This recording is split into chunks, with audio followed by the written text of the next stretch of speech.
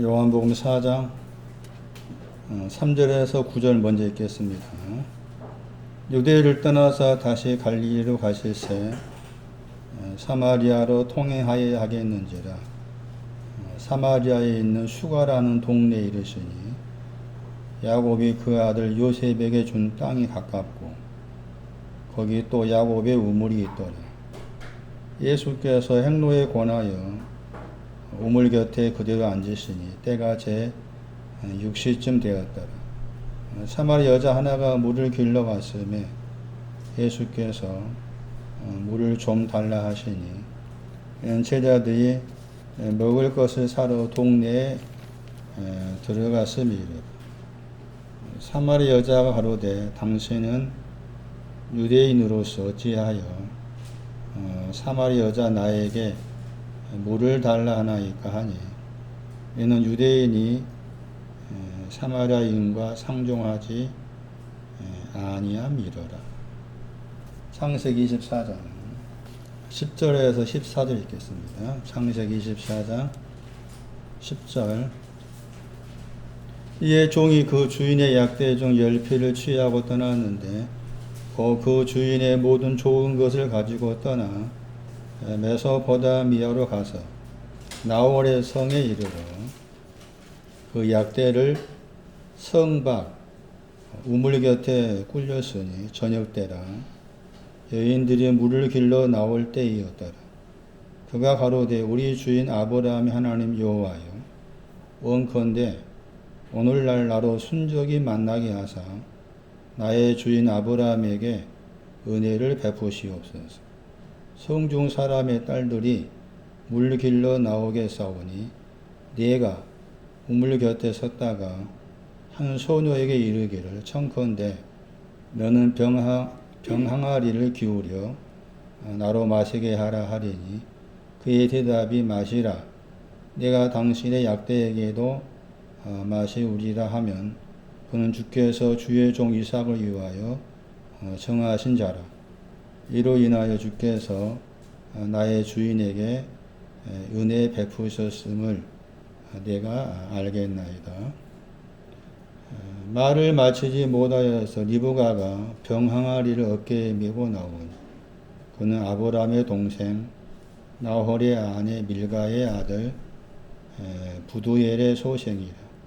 그 소녀는 보기에 심히 아리답고 지금까지 남자가 가까이 하지 아니한 처녀더라.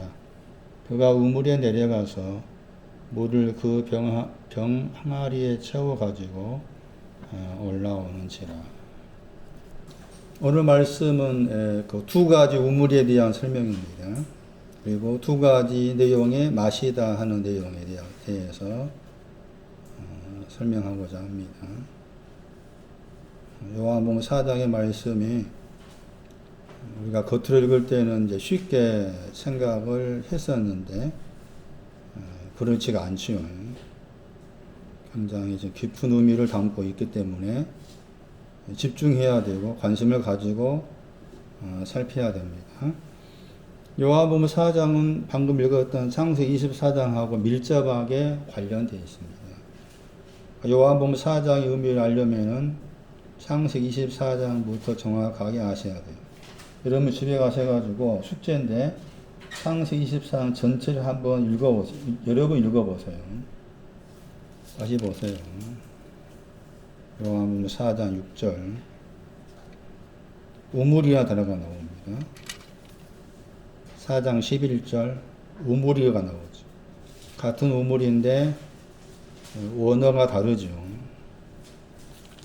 4장 6절의 우물은 다시 4장 14절 말씀에 거기에 우물이 또 나옵니다. 우물이라는 단어가 두 단어인데 각각 다른 단어 썼다 하는 거예요. 다시 보세요. 24장 3절. 24장 11절 보세요. 우물 나옵니다. 그 우물의 헬라어 보세요. 우물의 헬라어가 요한복음 4장 11절의 헬라어입니다.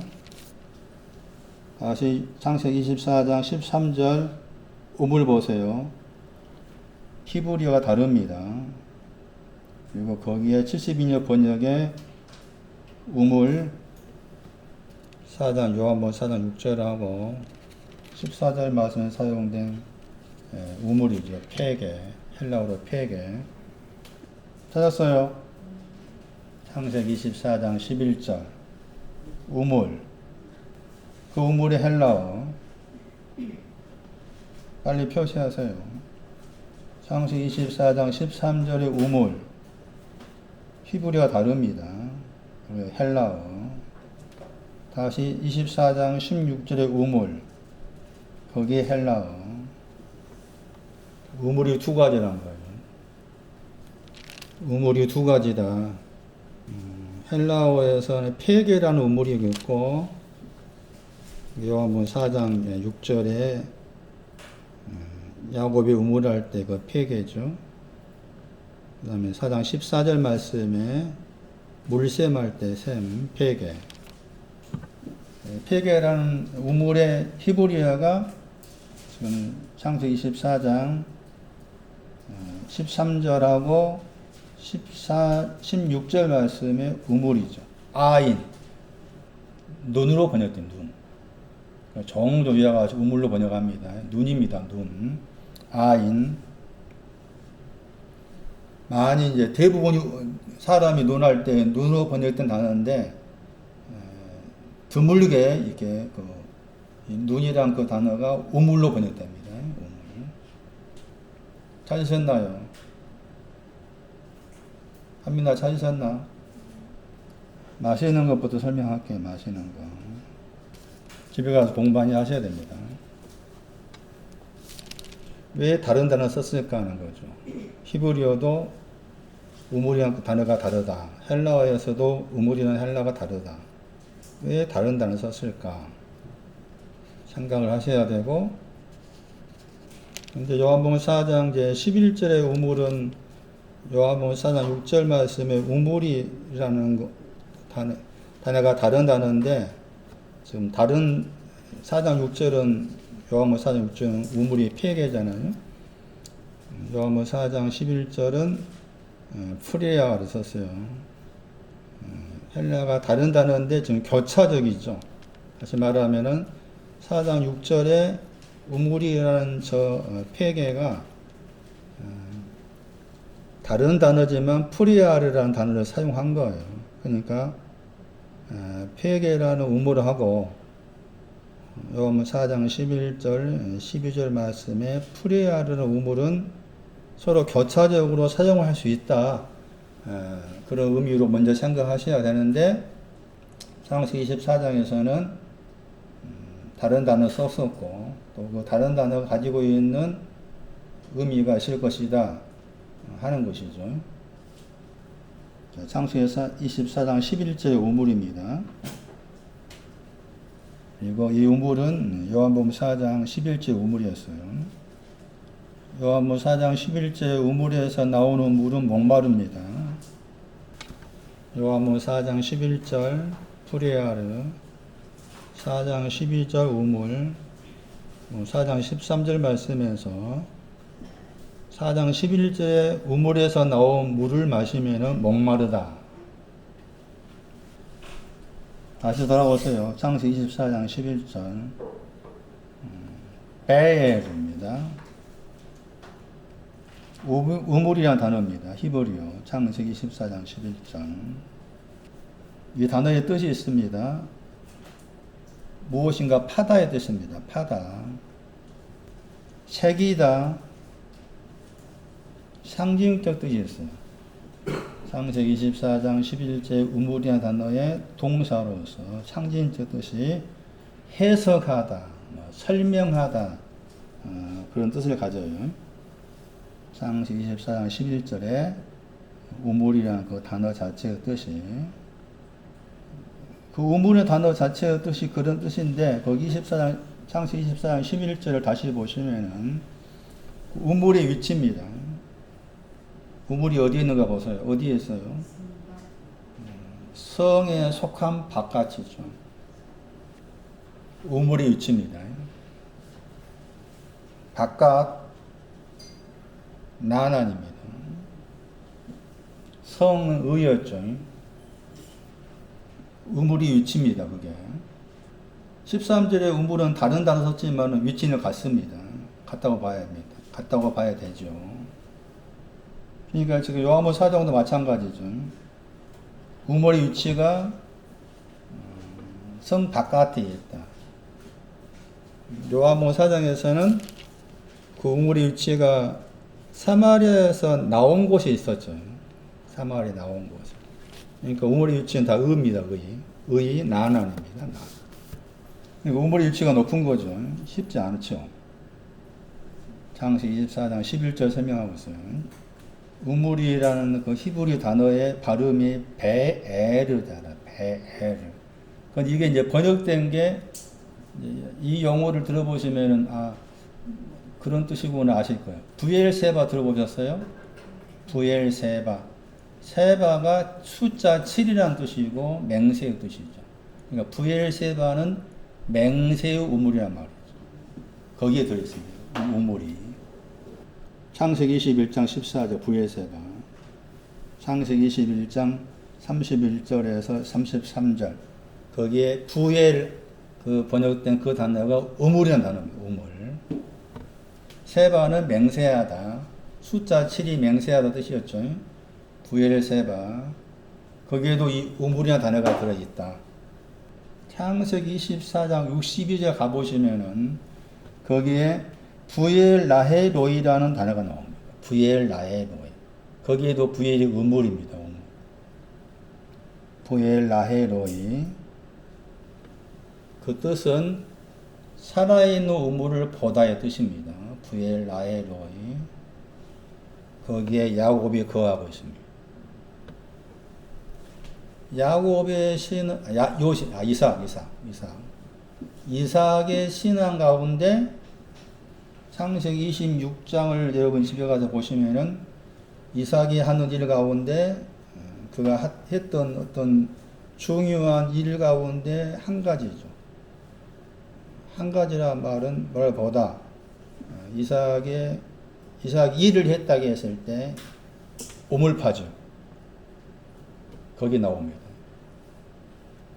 베르. 왜 이삭이 우물을 팠을까? 나가서 4장 보세요. 이 우물이 신부입니다. 신부. 나가서 4장 15절. 나가서 4장 15절 말씀이 두 가지 우물이 신부를 상징한다 이렇게 생각하셔야 됩니다. 나가서 4장 15절이에요. 나가서 4장 15절은 4장 12절에서 하신 말씀에 대한 설명입니다. 나의 누이, 나의 신부. 누이와 신부의 신앙을 설명하기 위해서 12절, 13절, 14절, 15절 이렇게 나옵니다. 너는 그랬잖아요. 너가 12절 말씀에 누이고 신부를 말합니다. 누이가 어떤 신앙을 가진 사람 누이라고 했어요. 아브라함이 사라를 자기 누이라고 이렇게 겉으로 속였다고 했잖아요. 속인 것 아니지만 누이라고 했죠. 누이는 지혜의 신앙. 그냥 문자적 누이가 아닙니다. 이 누이가 자매입니다. 자매. 그러니까 교회 안에서 우리가 자매 형제라는 말을 많이 하잖아요. 우리 이 모임 별로 안 하는 다른 모임에서는 형제 자매라는 말 많이 씁니다. 이제 모르고 쓰잖아요. 자매라고 부를 수 있는 호칭은 지혜의 신앙이 온 사람. 신앙이 끝이 온 사람은 자매라고. 그러니까 우리는 미리 제가 이제 한민아 씨를 자매라 부를 때 지혜의 사람 이렇게 미리 예견 옳고 생각 선취해서 부르는 정종선 자매, 최영의 자매 이렇게 자매라 이름이 귀한 거. 지혜의 신앙을 자매라고 그래요. 자매가 뭐라고요? 잠언 7장 4절에 나와요. 자매의 신앙은 지혜를 말한다. 형제 자매라는 말을 알고 사용하자. 자매라 부를 때 하나님이 지혜잖아요. 그리스도가 지혜고 누가의 신앙이죠. 자매의 신을 그렇게 말한다. 나의 누이, 나의 자매, 나의 신부. 그게 15절 말씀에 동산을 셈 그랬죠? 이 셈이 이제 헬라어로 폐계입니다. 폐계. 그 다음에 생수의 우물 그랬죠? 생수가 살아있는 물이죠?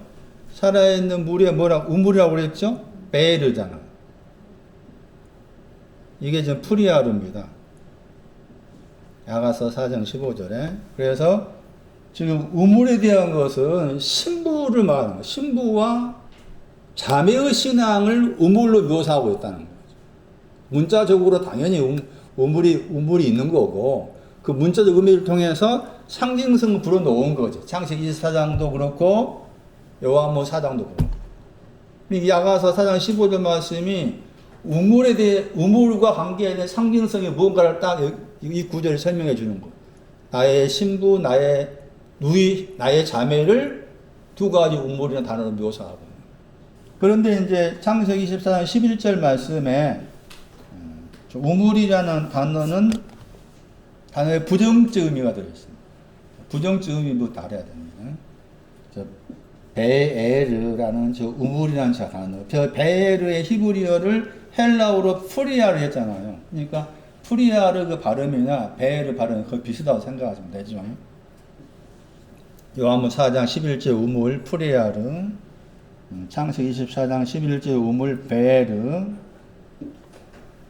그러니까 지금 요한복음 4장 11절, 12절, 13절 말씀에서 그 프리아라는 우물에서 나온 물을 마시면은 목마르다 했을 때 그 목마른 이유가 뭔가 하면은 이 우물에는 약간 부정적 의미가 들어있는 우물이에요. 그러니까 이 부정적인 것을 제거해야만이 아가서 4장 15절 말씀에 나의 누이, 나의 신부가 되는 우물이 되는 거죠.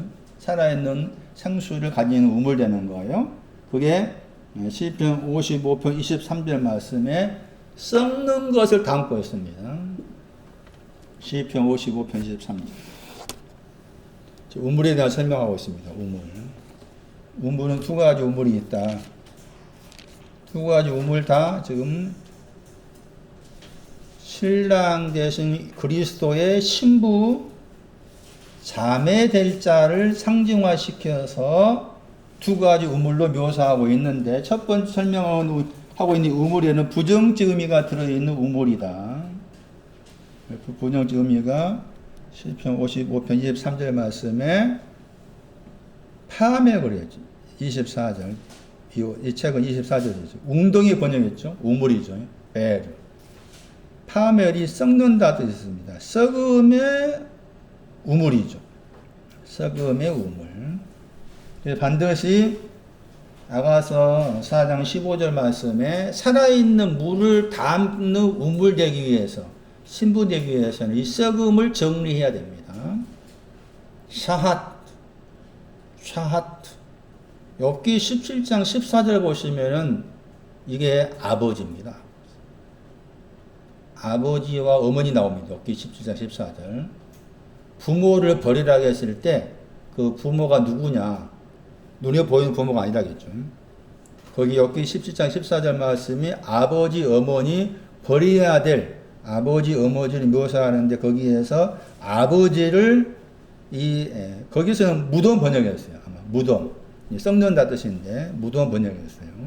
그래서 이 지금 창세기 24장 11절에 그리고 요한복음 4장 11절 12절에 나와 있는 저 우물이라는 저 단어에는 긍정적인 뜻으로는 살아있는 물을 담는 우물이지만, 신부이지만, 살아있는 물을 담기 위해서는 이 썩음을 없애야 된다. 파멸 번역된 저 단어가 썩는다 의미가 있기 때문에 썩음을 정리해야 된다. 그래서 여기 이제 같은 시편 16편 10절에서는 아마 썩음 번역했을 거예요. 썩는다 번역했죠. 시편 16편 10절 말씀에 썩는다 번역했죠. 그리고 시편 16편 10절은 사도행전 2장 27절 말씀에서 누가가 시편 16편 10절을 인용했습니다. 썩는다 뜻입니다. 그러니까 썩음을 담고 있는 우물이다.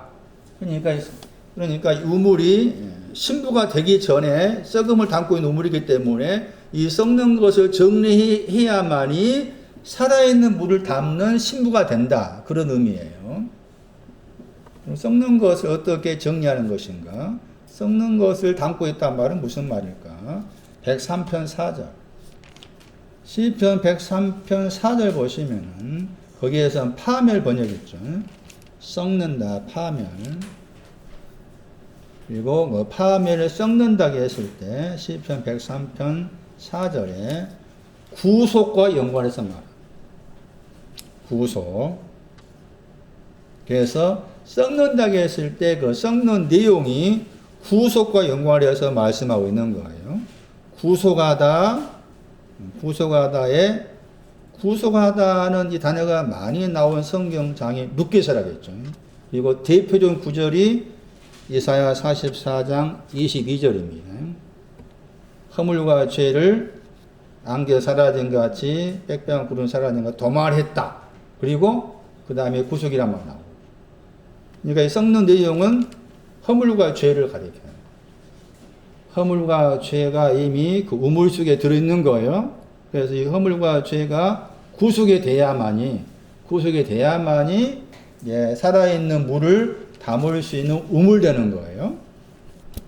그것이 창세기 24장 11절에 관계된 우물입니다.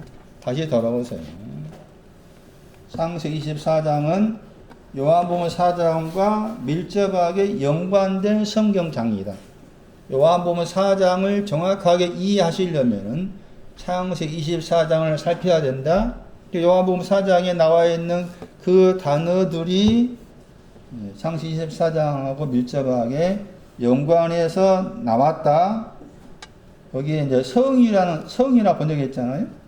성 번역했죠. 그 성이 요한복음 4장 5절 말씀에 동네 번역된 단어입니다. 동네. 자, 물기로 나온 때가 보세요. 언제 물기로 나왔는가 보세요. 요한복음 4장 7절 말씀은 요한복음 4장하고 창세기 24장을 서로 비교해서 관련된 단어를 좀 더 살피면은 요한복음 4장 7절에서는 물길로 왔을 때가 4장 6절 말씀에 제6시라겠죠. 제6시는 뭐였어요? 온 땅에는 어둠이었어요. 여기 창세기 24장 11절 보세요.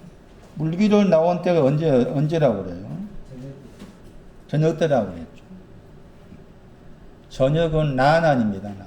저녁은 나난이면서 어두워진 것을 말합니다. 저녁의 시간은. 우리가 저녁 그러면 우리가 알고 있는 아침 저녁이 아니에요. 성경에서 말하는 아침이 되고 저녁 되었다, 뭐 저녁이 되어 아침 됐단 말이 우리가 알고 있는 개념의 저녁은 아침이 아니에요. 그런데 그것은 잘못 생각하다 보니까 아주 별의별 해석이 나옵니다. 창세기 1장에서 여섯째 날을 다 천년으로, 첫째 날도 1000년, 둘째 날은 2000년, 셋째 날은 3000년, 그렇게 해석한 사람도 있어. 저녁 되고 아침 됐다는 말이 우리식의 저녁 아침이 아니에요. 이게 그림자. 우리가 알고 있는 저녁 아침은 그림자. 여러분이 항상 생각해야 될 부분은 우리가 눈에 보이는 이 모든 것은 그림자입니다. 실체가. 그러니까 이 그림자에 일어난 일에 대해서 내 마음과 생각이 잡히지 않도록 힘을 써야 돼.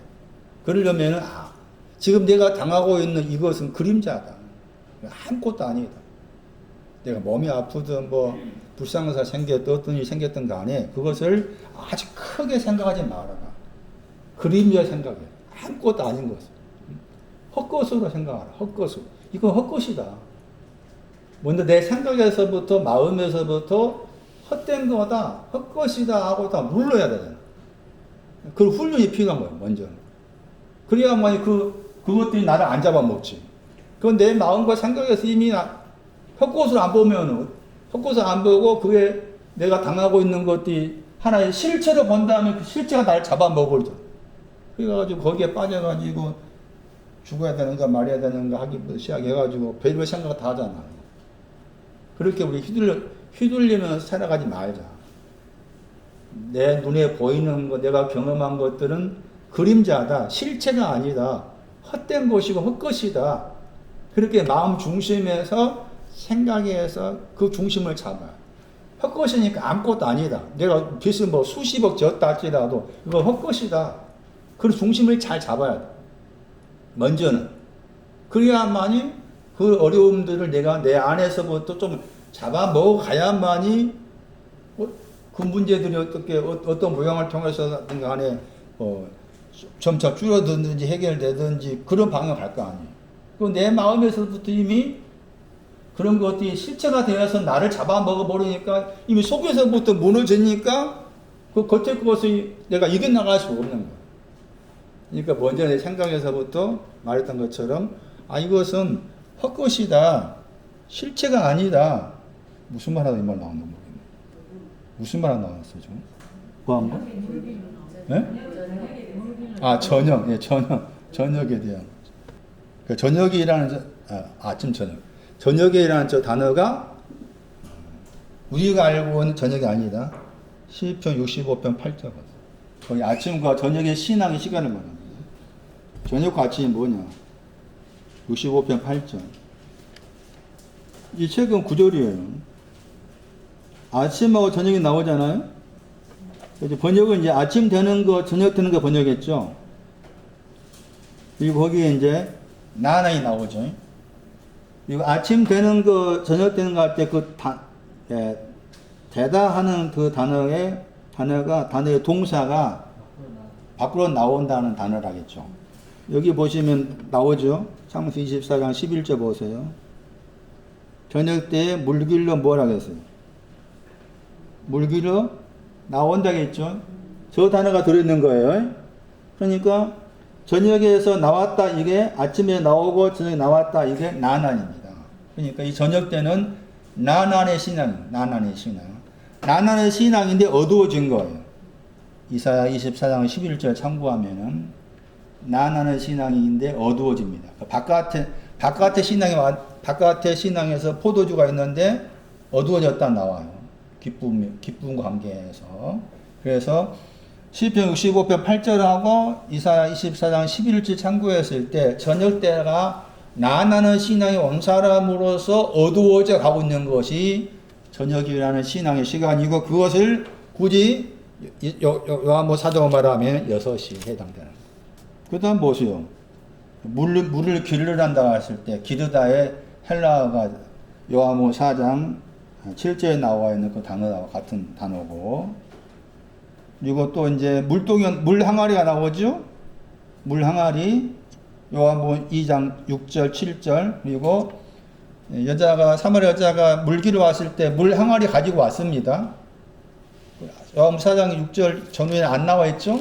요한복음 4장 28절 보시면은 물 항아리를 버려둔다 말로 버려두고 동리에 가가지고 내가 만났다 나오잖아요. 거기에도 지금 여기 히브리어로 카드란 단어 썼죠. 카드란 그 단어 밑에 헬라어의 저 단어가 지금 요한복음 2장하고 4장에 나와 있는 항아리예요. 그러니까 이렇게만 보더라도 말씀드린 것처럼 창세기 24장은 요한복음 4장하고 밀접하게 연관이 되어 있다. 그렇게 설명을 드릴 수가 있는 것이죠. 두 번째, 첫 번째 우물에 대한 대략적 설명했어요. 두 번째, 이제 폐에 눈이라는 단어라겠죠. 아인. 눈이라는 단어인데 우물로 번역되기도 하다. 그런데 저 눈이라는 단어가 우물로 번역됐을 때 저기에 이제 잠언 8장입니다. 잠언 8장 28절입니다. 바다의 샘 번역했죠. 우물. 잠언 8장 28절. 바다의 샘들 할 때 샘들이 우물입니다.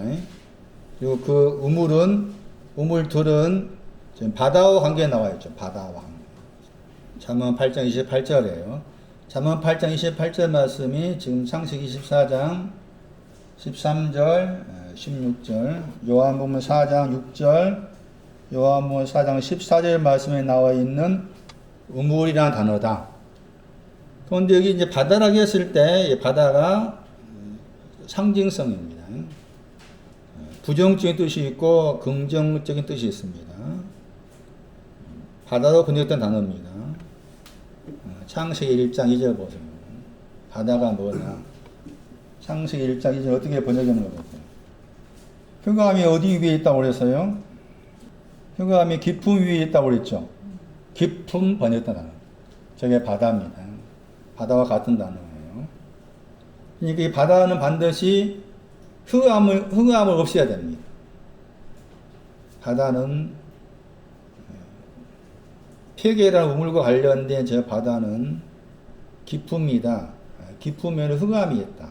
이 흑암을 없애야만이 정상적인 줄 수 있는 물이 나오는 우물이 된다. 그런 의미죠. 창세기 49장 25절하고 신명기 33장 13절 말씀을 참고하면 요셉에게 주는 축복으로 말합니다. 요셉에게 주는 축복은 흑암이 없어진 그런 내용으로 축복인 것이죠. 그리고 이 기쁨이라고 했을 때 기쁨의 신앙 의미는 시편 36편 6절에 있습니다. 시편 36편 6절. 이것이 지금 폐계라는 우물의 신앙적 의미입니다. 시편 36편 6절. 주의 의는 산들이라겠죠. 산들의 신앙이 의고 나난입니다. 산들이 뭐냐? 의를 말하고 나난을 말해요. 의를 말할 때 의가 나난과 연관되죠. 145편 7절. 그 따로 이제 산들을 나난으로 말합니다. 98편 8절에. 그리고 나서 공평이 나옵니다. 판단이 공평입니다. 공평이 큰 바다라겠죠. 거기에 태홈 단어 나오고 공평을 말합니다. 공평. 그래서 사무엘 8장 28절 말씀에 바다는 공평의 신앙을 말하고 그것이 폐계라는 우물의 신앙적 의미입니다. 그건 요한복음 제4장 거기 6절 말씀에서 그 우물은 아직 어두움이 정리 안 된 우물이고 요한복음 4장 14절 말씀에 물샘할 때 그 우물은 어둠이 정리된 공평으로서 우물이 되는 것이죠. 요한복음에서 우물이라는 저 용어 두 가지 의미로서 나와 있는데 그것이 창세기 24장 연관을 지어서 나와 있다. 또 참고로 요한복음 4장 11절 말씀의 우물을 요한이 다시 계시록 말씀 썼는데 계시록 9장 12절에 썼어요. 그 구절도 참고할 필요가 있습니다. 요한복음 4장 11절에 우물을 계시록 9장 1절 2절에 12절 아니고 계시록 9장 1절 2절 말씀에서 우물을 썼는데 번역은 그렇게 하지 않았습니다. 요한계시록 9장 1절 보세요. 무저갱했죠. 갱이 우물입니다. 요한계시록 9장 2절 무저갱할 때 갱이 우물입니다. 우물. 그런데 요한은 요한계시록 9장 1절과 2절 말씀에서 우물을 무저라는 저 용어로 설명합니다. 그러니까 저 무저라는 용어에 우물이 있기 때문에 목마르게 된 거예요. 우물에서 나오는 그 물을 마시면 목마르다. 그 요한계시록 9장 1절 말씀에서 무저가 다시 창세기 1장 2절 말씀에 헬라로 기품입니다. 기품. 어두움이 있는 기품입니다. 복잡하게 설명드렸지만은 물을 가지고 설명한 내용 가운데에서 마시다 하는 단어에 대한 설명을 들으시면 좀 더 이해를 할 수가 있을 것입니다. 요한복음 4장 6절에 마시다입니다. 마실 것은 나에게 주라는 말이죠. 요한복음 4장 7절 마실 걸 주라. 요한복음 4장 9절에 나오고 마실 걸 주라. 요한복음 4장 10절 요한복음 4장 13절 요한복음 4장 14절 요한복음 4장 13절 말씀에서 이 물을 마시는 자는 목마르다 했고, 그 다음에 요한복음 4장 14절 말씀에 내가 주는 물을 마시는 자는 결단코 영원 안으로 목마르지 않다. 이렇게 나와 있죠. 마셔도 목마르는 경우가 나오고, 마셨을 때 결단코 목마르지 않는 물이 있다는 거죠. 그러니까 물이라고 했을 때 물이 두 가지인 거죠. 어떤 물을 마시면 목마르고, 주님이 주시는 물을 마시면 영원히 목마르지 않고, 주님이 주시는 물이 아니었기 때문에 마셔서 목마르다. 그런 해석을 할 수가 없습니다. 왜 할 수 없습니까? 저 우물이란 단어 때문에 그렇습니다.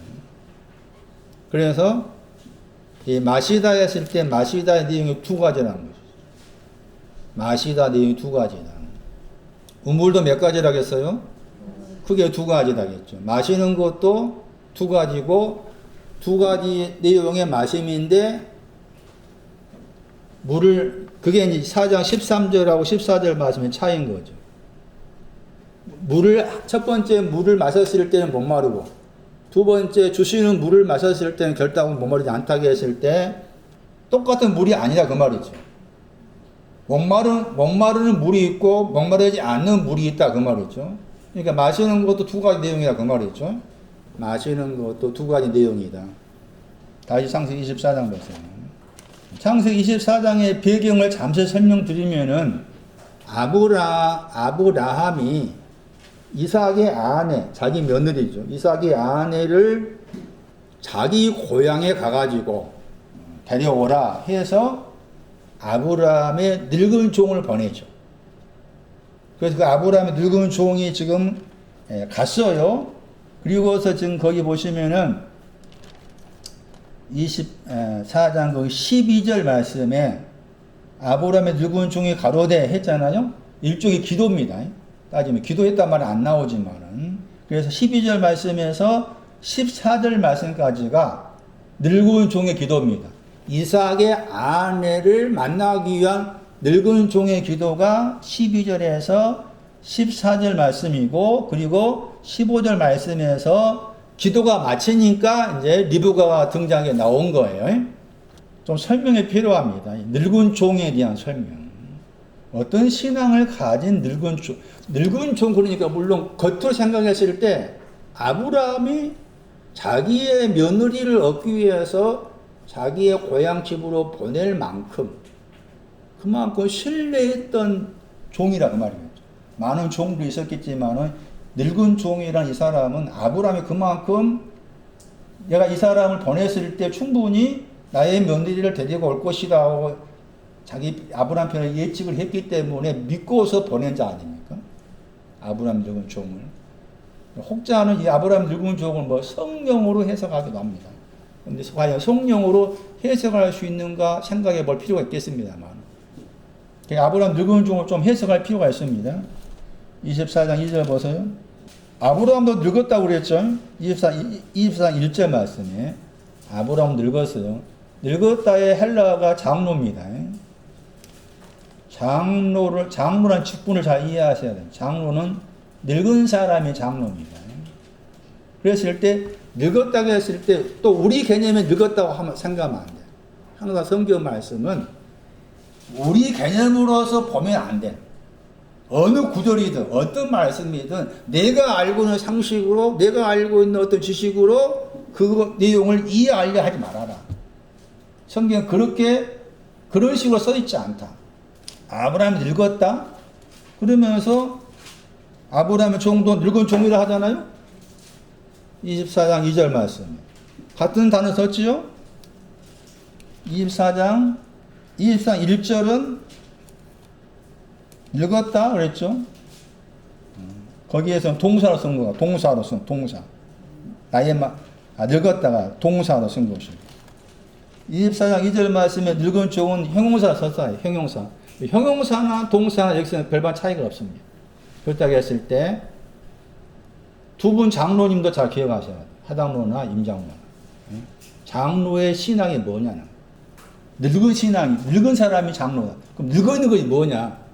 우리식도 생각한다면은 시므온이 늙지 않았잖아. 예? 시몬이와 비오니는 예를 들면 가인이나 뭐 여기 송유나 늙어 있지 않잖아. 우리 수도 생각한다면. 그는 그렇지 않다는 거예요. 공평을 깨닫다.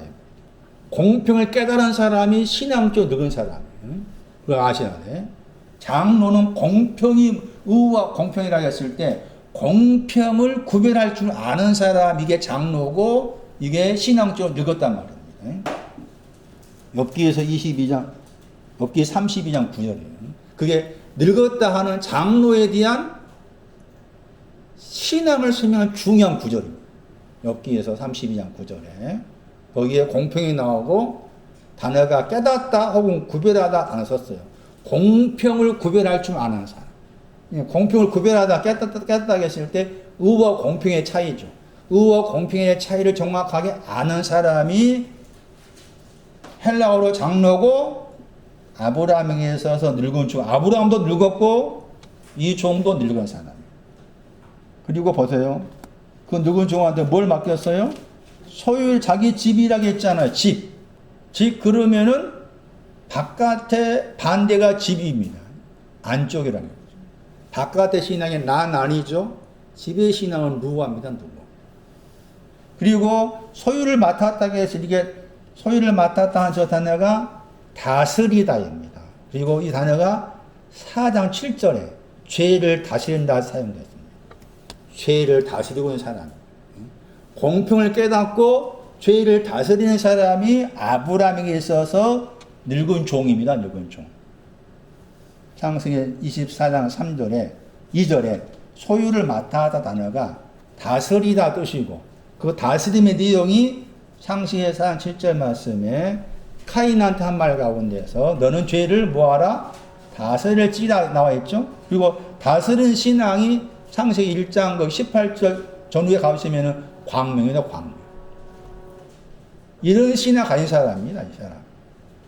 그래서 이제 다시 이제 요한복음 4장 말씀에서 4장 거기 7절 말씀에서 마실 것을 달라 하는 것이 지금 예수님하고 예수 그리스도와 그리고 사마리아 여자와의 대화 가운데서 나온 중요한 내용이잖아요. 마실 걸 달라 했을 때. 그런데 말씀드렸던 것처럼 마시다 했을 때 내용이 다르다. 구분을 지으면 첫 번째 마시는 것이 있고 두 번째 마시는 것이 있다. 다시 돌아오셔가지고 창세기 24장 14절 보세요. 거기에 마시게 하다. 기도 가운데서 한 말이죠. 어떻게 생각하면 기도하면서 자기가 다 나름대로 정해놓고 산 말이잖아요. 근데 하나님께서 이것을 또 들으셨어요. 니브가 나중에 보내셨잖아요. 마시게 하다 단어 나오죠? 샤타. 창세기 24장 14절. 소녀가 처녀입니다. 처녀. 찾았습니까? 마시게 하다. 저 단어의 헬라어가 요한복음 4장에 나와 있는 피노입니다. 그 다음 보세요. 또 마시다 같은 단어 나오죠? 창세기 24장 14절입니다. 나로 마시게 하라. 누구한테? 물길로 나온 사람한테 자기가 이렇게 말할 거다. 그 말이죠, 지금. 너는 나로 마시게 하라. 그의 대답이 마시라. 그랬죠. 피노죠? 첫 번째 마시는 신앙은 이 피노를 말합니다. 그리고 히브리어로 샤타라고 그래요. 샤타. 주님께서 사르밧다 여자에게 마실 것 주라, 마시게 하라 했을 때 두 가지 내용으로서 말하고 있다 생각하셔야 돼요. 그 첫 번째가 여기 창세기 24장 14절 말씀에 히브리어 저 단어. 저 단어와 관계된 성경 구절입니다. 마시게 한다고 했을 때 마시는 신앙이 뭐냐는 거예요.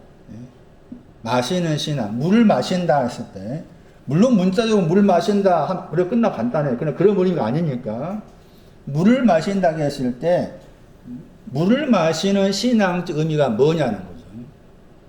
자, 여기 생각해야 될 것은 이미 우물의 위치가 뭐였습니까? 의의 신앙이죠.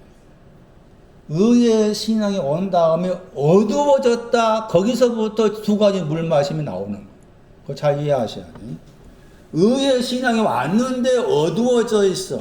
어두워져 있는 그 상황에서 두 가지의 물 마심이 나오는 거예요. 두 가지 물 마시는.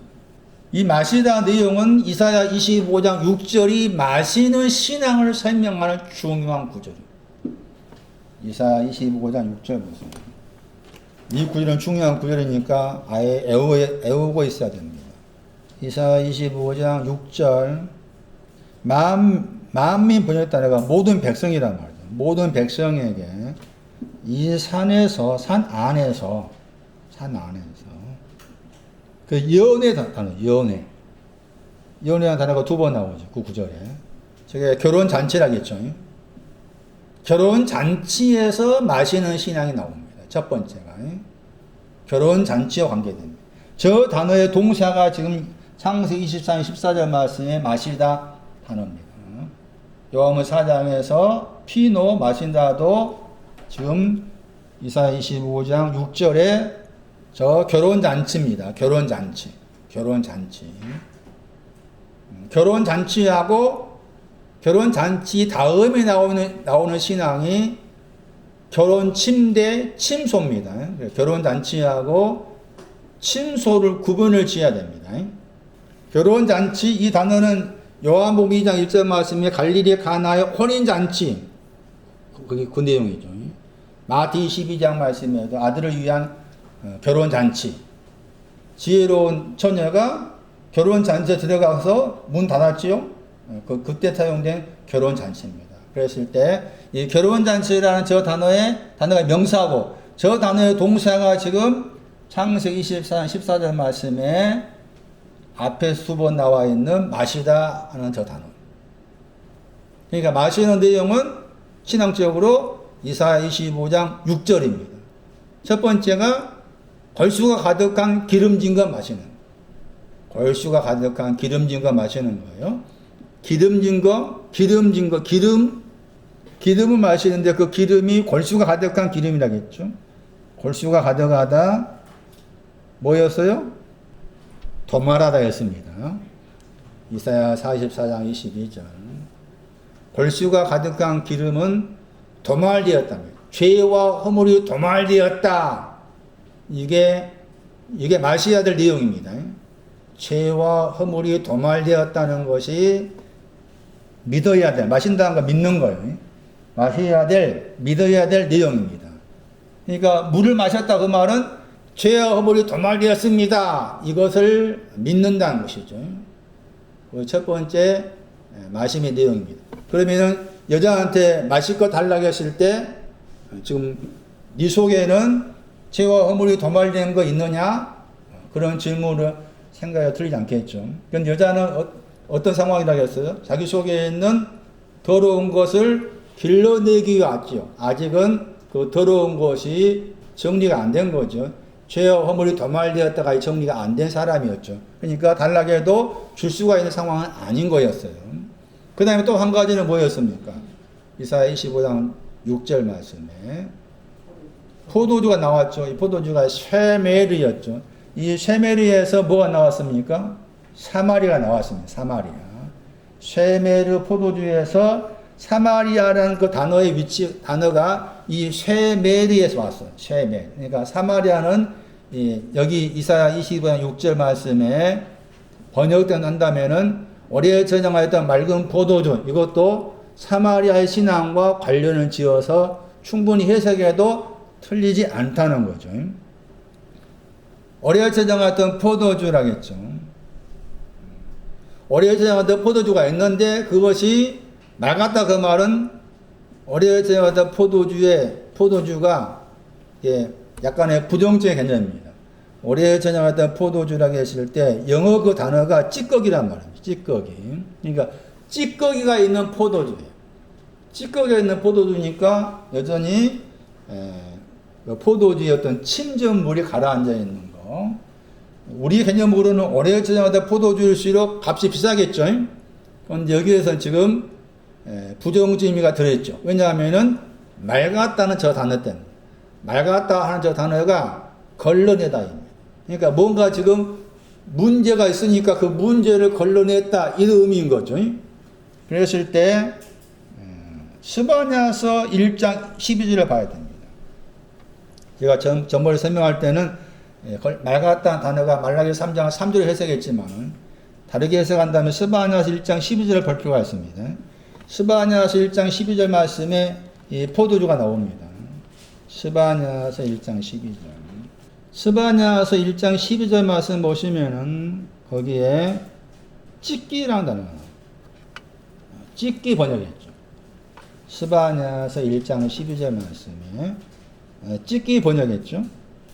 그때 네가 등불입니다. 횃불 안에서 예루살렘에 두루 찾아 무릇 찢기같이 가라앉아서 찢기에 번역된 단어가 이사 25장 6절 말씀에 어뢰에 저장했던 포도주, 어뢰에 저장한 포도주를 걸러낸다고 했을 때 맑았다, 걸러낸다고 했을 때 걸러낸 내용, 맑은 내용이 스바냐서 1장 12절이다. 심중에 이르기를 말았다. 찢기 같은 사람이, 찢기를 가지고 있는 사람이 마음 안에서 말을 합니다. 뭐라고 말을 한가 하면은 여호와는 뭘 내리지 아니하신다? 복도 내리지 않, 선을 행하다. 창세기 4장 7절이죠. 누아의 신앙. 여호와는 누아의 신앙을 주지 않고, 그 다음에 그 복도 내리지 않는다의 반대 단어가 화도 내리지 않는다. 악을 행하다. 복도 내리다는 선을 행하다. 뒤에 화도가 악입니다. 악을 행하지 아니하시고. 이게 찢깁니다. 어뢰에 저장하던 포도주. 그러니까 지금 맑았다고만 걸러냈단 말이죠. 뭘 걸러낸 거예요? 마음에서 말하기를 뭐라 말하는가 하면은 여호와는 선을 행하지 않으신 분이시고 악을 행하지 않으신 분이라고 말한 것을 걸러냈다 그 말이죠. 그 말은 뭐예요? 여호와는 선을 행하시고 여호와는 또 선을 행하지 않은 나에게 악을 행하신 분이다. 그런 내용을 말한 거죠. 그것이 지금 마시다 했을 때 마시다의 내용입니다. 그런데 우리가 이제 생각했을 때 선을 행하는 것은 이미 들었기 때문에 아시겠지만은 창세기 4장 7절하고 많이 나왔었죠. 10편 33편 3절, 룻기서 3장 1절, 안식의 신앙, 누바의 신앙이 이 단어였죠. 그런데 여기 이제 악을 향한다고 했을 때 이 악을 향하는 것 개념이 여호와께서 악을 행하지 아니하신다고 했을 때 그 악을 행하다가 공평과 연관해서 말합니다. 공평과 연관해서 이사야 59장 15절을 참고할 필요가 있어요. 공평을 주지 않는단 말이죠. 악을 행하지 아니하신다는 말이에요. 기뻐 아니하시 번역했죠. 여호와께서는 공평이 없는 것 기뻐하지 아니하십니다. 공평이 없는 것 때문에 그분의 눈 안에서 여호와께서는 악을 행하신다. 거기에 기뻐 아니하시다 악을 행하라. 라. 악이나 단어의 동사. 그 걸러내는 것이니까 여호와께서는 선을 행하시는 분이다. 선을 주시는 분이다. 마실과 달라 했을 때 이사 25장 6절. 결혼잔치의 신앙이 뭐냐? 마태 22장 결혼잔치, 요한복음 2장 1절 말씀 결혼잔치, 계시록 19장 말씀에도 결혼잔치에 참여한 사람은 복이 있도다. 그런데 히브리 13장 4절을 참고하면은 결혼잔치의 신앙하고 침수하고 딱 구분을 짓는다죠. 결혼잔치, 많은 사람들이 결혼잔치를 귀하게 여겨라.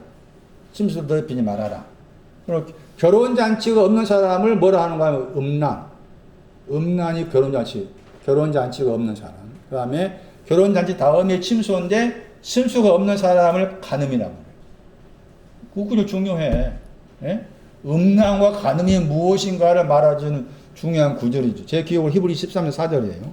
안내가 모르겠지만 집에 찾아보세요. 집에 가서가지고 맞네. 히브리 13장 4절에 음행이 뭐고 간음이 뭐냐라고 했을 때 음행이 뭐라고요? 결혼잔치가 없는 거 음행. 그 다음에 간음은 뭐라고요? 침수가 없는 거. 침수의 신앙은 누아의 신앙, 하나님 하나 된 신앙이 침수입니다. 이 침수가 레베카, 리브가의 신앙. 다시 돌아오세요. 지금 제가 설명하는 것이 두 번째 설명이에요. 첫 번째 설명은 두 가지 우물에 대한 설명이었고, 그 다음에 두 번째 설명은, 오늘 설명드릴 내용은 마시다가 두 가지 의미가 있다. 그러면 다시 요한복음 13절 말씀에서 이 우물로부터 마시는 자라고 했을 때, 이것은 이제 우물을 말하죠. 우물의 물로부터 마시는 자마다 목마르다 했을 때, 그 마신 그 내용이 뭐라고 말해요? 방금 설명드린 이사야 25장 6절을 마신 거예요. 도말된 거 마시고, 맑은 포도주 마시고, 그래도 못 마른 거예요. 자, 다시 돌아오세요. 창세기 24장 이제 14절 보세요. 거기 또 마시우다 나와 있죠. 창세기 24장 14절 말씀이 중요한 구절이다. 마시다라는 두 단어가 나와 있는 구절. 그러면서 구별을 지어놨다. 약간 다르게 번역하면은 지금 방금 설명드린 그 마시다는 빨아들이다. 빨아들이다. 영어는 지금 다 들이고 번역했죠. 그런데 첫 번째 마시다는 빨아들인다 단어고, 두 번째 그 마시다는 샤카죠. 앞에는 샤타. 외워야 돼. 한민아 다음 주에 외워봐. 샤타, 샤카. 샤카는 단숨에 마시다. 샤카는 마시는데 단숨에 마시다. 벌컥벌컥 마시다. 첫 번째 나와 있는 샤타는 빨아들이다. 그 마심에 있어서 이제 그 표현상으로 이렇게 약간의 차이를 두고 산 말이지만은 신앙적 의미로도 차이를 두고 있는 거예요. 그래서 두 번째 마시는 것은 히브리어로 샤카입니다. 샤카. 샤카인데 단어 자체의 뜻이 단숨에 마시다, 벌컥벌컥 마시다. 빨아들이는 마시는 것하고 벌컥벌컥 마시는 것하고 우리가 마시는 데 있어서 별 차이가 없을 수가 있잖아요. 그런데 내용적으로 다른 내용이기 때문에 다른 단어를 쓴 거예요. 앞에 마시는 것은 누가 마시는 거예요, 지금? 이 읽은 종이 기도하면서 나오는 내용 가운데 앞에 마시는 것은 누가 마시는 거예요? 읽은 종이 마시는 것이고, 뒤에 마시는 거 누가 마셔요? 약대가 낙타입니다. 낙타의 신앙이 뭔지를 설명하는 중요한 장입니다. 또 여기 창세기 24장은 낙타의 신앙이 뭐냐? 낙타가 뭐예요? 바늘 구멍 들어간 낙타. 많이 들어보셨죠? 바늘 구멍 들어간 낙타가 바늘 구멍 들어간다고 했을 때 그 바늘 구멍 들어간 낙타의 신앙이 뭐냐를 설명하는 창세기 24장. 또 처녀의 신앙이 뭐냐? 에? 처녀, 리브가를 통해서 처녀라는 단어가 세 단어가 나와요. 세 단어가 잠시 후 설명드릴 텐데 리브가를 통해서 세 단어의 처녀라는 용어를 썼어. 그러면 처녀와 관계된 신약 성경 말씀에 처녀와 관계된 성경의 내용들이 다 리브가를 통해서 살펴야 해요. 지혜로운 처녀, 미련한 처녀, 리브가를 통해서 살펴야 해요. 계시록 14장 말씀에 14만 4천도 뭐라고 합니까? 처녀들입니다. 그러면 14만 4천이 시온산에 섰다고 했을 때 14만 4천이 숫자가 아니다. 그럼 14만 4천이 시온산에 서 있는 14만 4천의 처녀들의 신앙이 뭐냐? 리브가. 14만 4천 리브가야. 숫자가 아니요. 욕 나와, 욕 나와. 만나면 욕 퍼부어야 돼. 만나기만 하면 막 따질 거 없어. 욕 퍼부어야 돼. 첫 번째 마시는 것은 무슨 단어와 명사가 뭐였어요? 결혼잔치.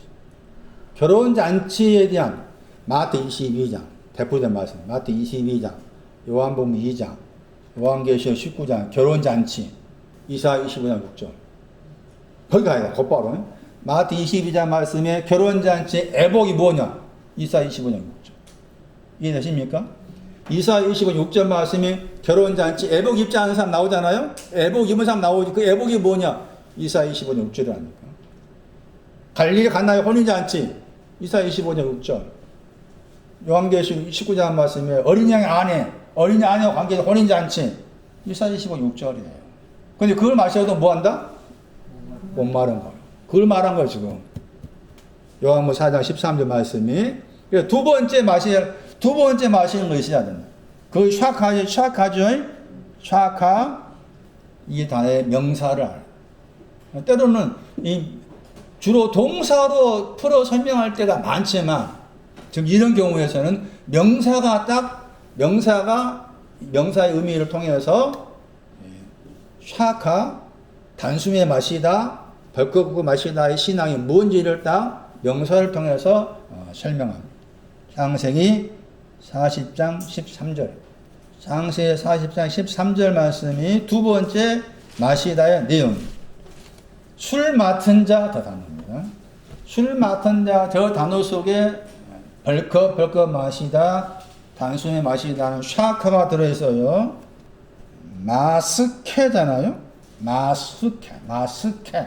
마스케인데 분해하면은 이 샤카가 나옵니다. 술 맡은 자. 바로에게 범죄한 사람이 술 맡은 자하고 떡 굽는 자였어요.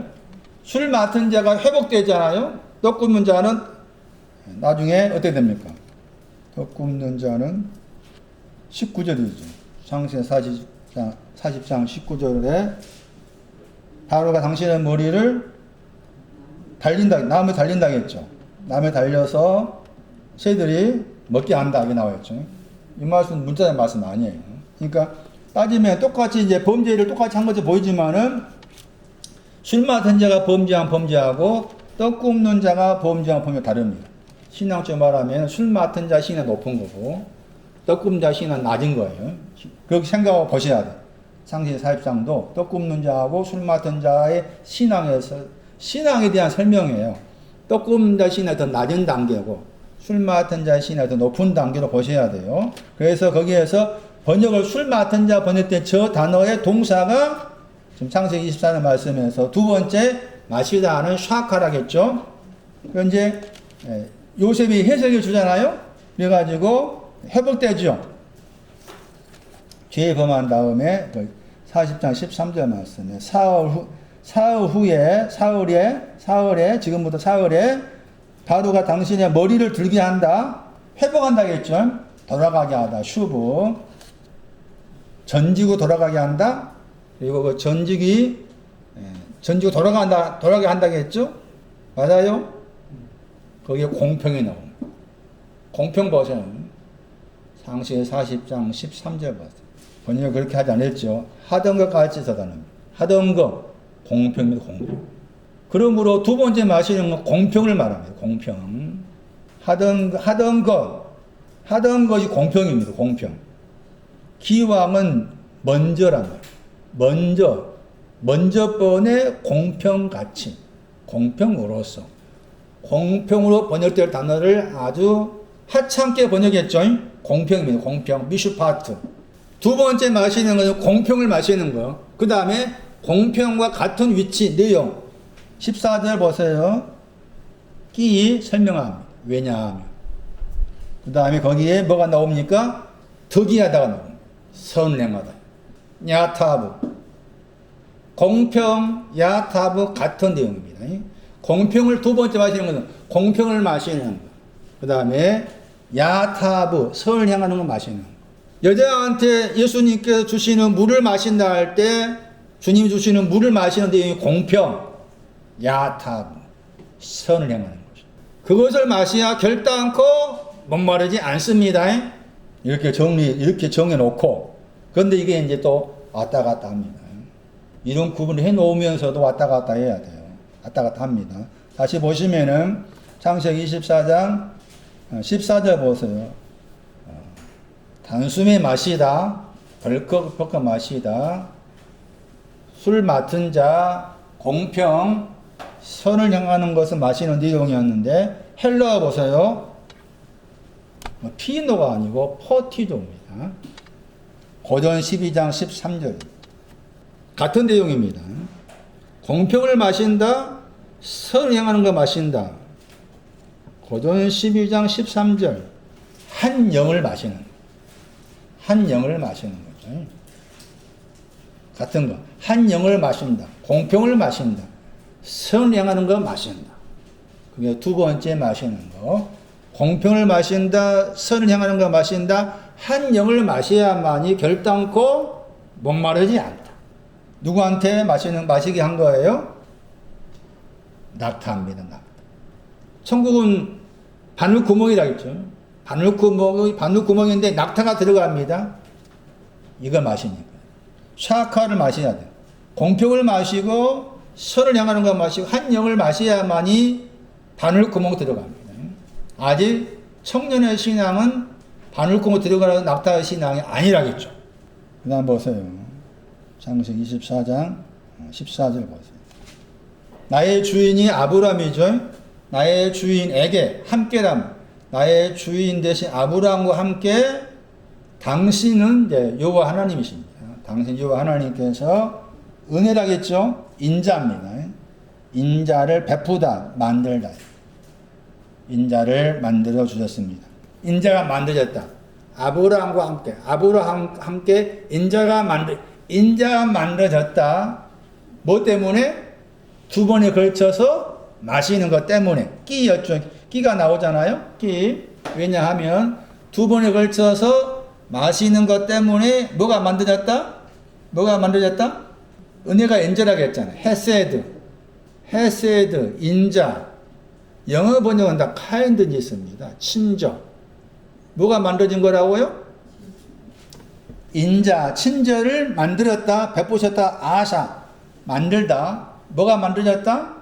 인자가 누구에게? 아브라함과 함께 인자가 만들어졌습니다. 아브라함과 함께 인자가 만들어진 내용은 두 번에 걸쳐서 마시는 거. 리브가도 인자를 만든 거죠. 리브가도 인자를 만든 것이고 여호와께서 이제 리브가를 통해 하셨기 때문에 그다음에 아브라함도 인자가 만든 내용 같은 거죠. 룻기에서 10장 37절. 이게 이웃입니다. 찾아보세요. 누가복음 10장 37절. 그 구절에다가 창세기 24장 14절 적어 놓으세요. 헬라어 같습니다. 헬라어가. 누가복음 10장 37절 헬라어 두 단어하고 지금 창세기 24장 14절 말씀에 히브리어 두 단어가 같은 내용입니다. 거기 인자가 만들다 나오죠. 자비로 번역했잖아요. 자비로 번역했죠. 자비가 인자입니다. 인자. 엘리오스의 히브리어가 헤세드입니다. 찾았습니까? 창세기 14장 14절 인자가 만들어지다. 누가복음 10장 37절 인자가 만들다. 그게 이웃입니다. 이웃 사랑해라. 뭐 사랑하는 거예요? 인자 사랑하는 거. 인자 사랑하면 뭐가 필요해? 두 번에 걸쳐 마시는 거. 두 번에 걸쳐 마시는 거 인자가 만들어지는 것이고 이게 이웃이다. 이웃은 두 번에 걸쳐 마시는 거예요. 12절 보세요. 창세기 24장 12절. 출판사의 미스입니다. 출판사의 미스.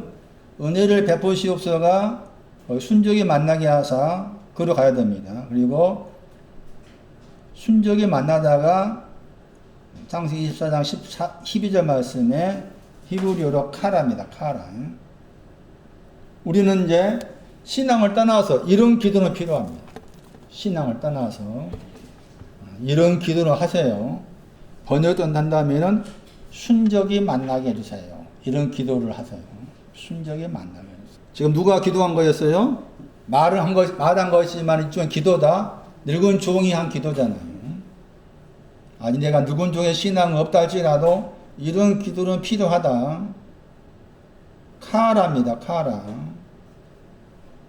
출판사에서 미스했다겠죠? 은혜를 베푸시옵소서가 창세기 24장 12절 창세기 24장 14절 말씀은 그냥 은혜 베풀었다. 나름대로 번역한 거잖아요. 근데 그 24장 12절 말씀에서는 바꿔놓은 거잖아요. 은혜를 창세기 24장 12절에 은혜를 베푸시옵소서가 히브리어로 7136번 수트롱 번호에 카라잖아요. 근데 그 단어가 번역한다면은 순적이 만나게 이렇게 번역해야 되는데 출판사에서 미스프린트 했다 그 말이지. 그러니까 옮기라 그 말이지 이쪽으로. 그리고 이제 카라란 저 단어를 가지고 생활 속에서 기도할 필요가 있겠다. 번역을 순적이 만나게 해서 번역했잖아요. 근데 단어 자체가 만나다 뜻이 있어요. 만나다. 그건 영어 번역 보세요. 영어 번역. send라는 단어는 영어로 보낸단 말이에요. 구 스피드 했잖아요.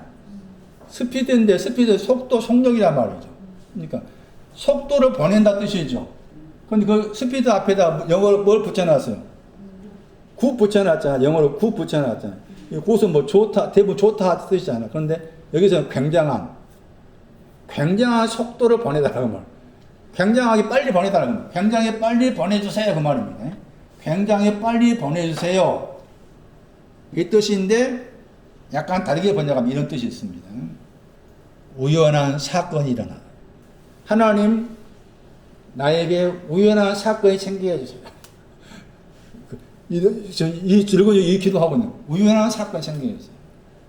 수동 사전 찾아가 보시기 바랍니다. 거기 나옵니다. 우연한 사건으로 만나다. 우연한 사건이 생겨서 만나듯습니다. 우연한 사건이 생겨서 만나다. 제가 듣기도 한미나 자매가 퇴사했잖아요. 지금 직장 찾았나? 내가 전화를 물어보려고 했는데. 찾았나 안 찾았나? 아니 기다리고 있어요. 그러면 기도해야 돼. 이 기도해야 돼. 우연한 사건 만나게 했어요. 우연한 사건 만나게. 카라입니다. 카라. 떼놓고 히브리어 나왔어요. 히브리어. 다 들으시니까. 카라. 카라 이렇게 기도하면 돼. 카라. 우연한 사건으로 만나다. 우연한 사건을 만나다. 하나님께 어떻게 하실지 모르잖아요. 한미나 자매 말했지만 각자 나름대로 만나야 할 사건이 있을 거 아닙니까? 그럴 때 하나님 기도 아침에 일어나가지고 카라 해주세요. 오늘도 카라 해주세요. 밥 지으면서 카라 해주세요. 카라입니다. 카라. 외우세요. 다음 좀 물어볼게요. 카라가 뭔지. 여기 번역은 순적히 그랬잖아요. 순적히. 우연한 사건을 만나게 해달라. 이 지금 창세기 24장 말씀에서 지금 누가 10장이 나오고, 누가 10장이 나오고, 지금 리브가 설명 안 했지만, 마시는 거 두 가지 말했잖아요. 근데 앞에서는 지금 늙은 종한테는 첫 번째 마시는 거 달라 했고, 낙타한테는 두 번째 마시는 거 달라 한 거잖아요. 넘겨가면 또 바꿔집니다. 24장 18절 보세요. 그가 가로되 그가 그녀입니다. 이제 리브가가 늙은 종한테 주라고 부릅니다. 주여 마십시오 하고 사타합니다. 그렇게 갔죠. 앞에 14절만 갔죠.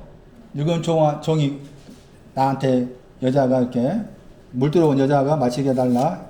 그러니까 여자가 지금 항아리를 내려가지고 마시게 한다 했는데 뭘 마시게 합니까? 거기는 또 샷가를 썼죠. 샷가를 쓴 거예요. 창세기 24장 18절 말씀이에요. 앞에는 샤타 그냥 빨아들이다 단어 썼습니다. 연애잔치, 결혼잔치를 마시게 해달라 한 것인데 공평과 선을 행하는 것과 한 영으로 마시는 것으로 마시게 하고 19절 보시면 이 늙은 종이 다 마셨어요. 샤카 했죠? 샤카 끝났습니다. 다 했다. 샤카를 다 마셨어요.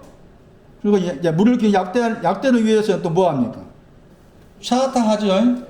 앞에서 14절 말씀에서는 낙타는 샤카였죠.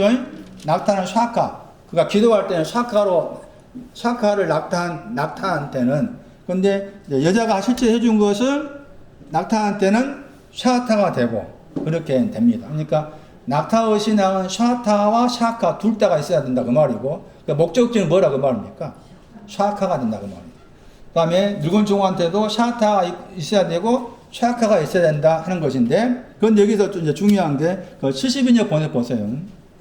창세기 24장 19절 보세요. 샤카 했죠. 마시우기가 샤카잖아요. 마시우기를 다 했다. 공평을 마셨다. 선을 행하는 걸 마셨다. 한 영 마셨다. 그런데 그 단어에 헬라 보세요.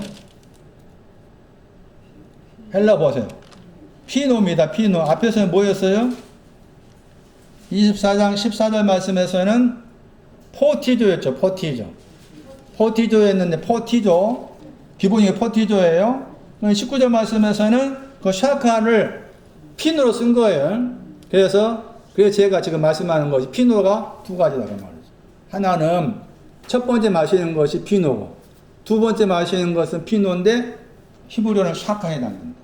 그러니까 주님이 여자한테 마시도록 한 거 했을 때 목마르지 않다고 했을 때 그게 샤카에 담는다. 공평과 선을 행하는 것 한 영 되게 하는 거, 그것으로 마셨을 때 결단코 목마르지 않다. 이렇게 된 거예요. 그래서 두 가지 말씀이 그렇게 피노를 통해서도 그렇게 말씀을 할 수가 있는 겁니다. 그래서 24장 19절 말씀 참고했을 때 샤타도 피노가 되고 샤카가 피노가 되는 것인데, 주님이 지금 여기 요한복음 4장 말씀에서 여자한테 말씀하시는 그 말씀에도 사실은 샤카 쪽에 무게중심이 있는 거죠. 나에게 마시고 달라 했을 때 샤카가 있느냐 그런 의미로 설명을 할 수가 있는 것인데, 여자 입장에서는 지금 더러운 물을 기르고 있으니까 더러운 물이 깨끗게 돼야 되잖아요. 깨끗게 되려면 지금 첫 번째 말씀이 필요한 그런 상황이다. 그런 설명을 드릴 수가 있는 거예요. 자, 그래서 두 가지 말씀에 대한 설명을 그렇게 했습니다. 그 다음에 이제 그 많은 사람들 중에 사람의 딸이라겠죠. 24장 13절 사람 보세요. 구덕입니다. 에노시잖아요. 구덕이 사람의 딸들입니다. 리브가만이 이렇게 합니다. 리브가와 늙은 종의 만남이죠. 아까 아침에 그가 기도하기를 뭐라 기도했어요? 우연한 사건으로 만나게 해달라 했잖아요. 순적이 만나게. 우연한 사건으로 만나게 해달라고 했는데 하나님께서 그걸 들으시고 그 많은 구덕의 딸들 가운데서 때에 맞춰가지고 이 리브가를 보낸 거예요. 리브가와 늙은 종의 극적인 만남이죠. 그 극적인 만남을 하나님께서 주선하신 거예요. 그래서 첫 번째 아까 말씀드렸던 것처럼 우리가 생활 속에서도 이런 기도는 필요하겠다. 우연한 사건으로 만나게 해달라. 그런 기도는 필요하겠다. 하나님께서 나의 어떤 보이는 생활 환경 속에서 일어날 일들을 그분이 주인으로서 주관하고 계시기 때문에 그런 기도도 내가 아직 늙은 종의 신앙 안 됐다 할지라도 신앙적으로 그런 기도가 안 된다 할지라도 생활 속에서 그런 기도는 가능하다 볼 수가 있겠다. 그래서 리브가를 만납니다. 리브가 영어로 레베카, 헬라어로 레베카. 여기에서 보자. 리브가의 신앙은 뭡니까? 두 가지 우물을 가진 사람. 그렇죠? 두 가지 우물을 가지고 있고, 두 가지 물을 가지고 있고, 두 가지 물을 마시우게 한 사람이 리브가잖아요? 그리스도 하나 된 사람. 리브가는 그리스도 하나 된 사람. 리브가는 시온산에 서 있는 14만 4천인 리브가입니다. 그래서 먼저 리브가 이름, 리브가에 대한 설명입니다. 리브가 히브리어로 리브카죠. 리브카.